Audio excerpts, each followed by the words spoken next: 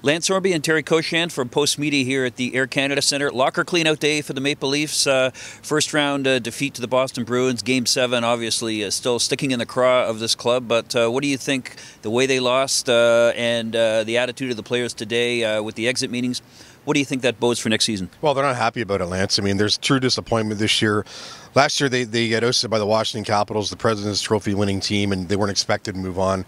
This year, there was a lot of belief in the dressing room, no matter that they're playing the Boston Bruins, that they would go on. And there's still disappointment almost 48 hours later. But the big thing out of today, there are no clear questions going forward. Lou Lamoriello not discussing his future.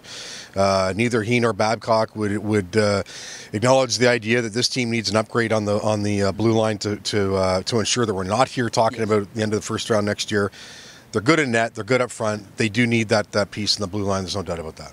Well, you know what? I think the honeymoon period is over for this club, certainly for Babcock and these younger players. You know, it's been a couple of years, and they've done some great things. But I think next year the scrutiny on this team increases greatly, and we've already seen a little bit of that now with Austin Matthews. How do you think his season ended? And you know, they talked about is it time for a captain? Blah blah blah. But you know, how do you see his summer going and what he may bring next season? Well, I think there's going to be a lot of commitment to him to keep getting better, of course, and not a great playoff. We all know that. 2 points.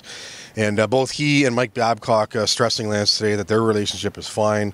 There are no problems there, no issues there, and that's key moving forward. There will be some tension. There always is. I mean, it's just the way things happen naturally. But I think Austin and I have a good relationship. I asked him that exactly today. I've told Austin a lot. I think Austin's a young man trying to be the best player in the world, wants to get better. I think he's like everybody else on our team, disappointed today. They have to be on the same page, and they say they are. Now, as far as Matthews goes, he did a lot of good things this year, but when you miss 20 games with 3 injuries, no matter who you are, no matter your talent level, you're going to be set back a bit, and that's what happened with him. And I just think that when camp starts again in September, you're going to see a kid who's going to come back, nose to the grindstone, and be ready to try to take over the league in 2018-19. Well, a 105-point season for the Maple Leafs comes to an end. Of course, now people are going to wonder, you know, can this team take the next step? Almost from the start of next season, the eye is going to be on the 2019 playoffs. From the Air Canada Centre, Lance Hornby and Terry Koshan for Postmedia.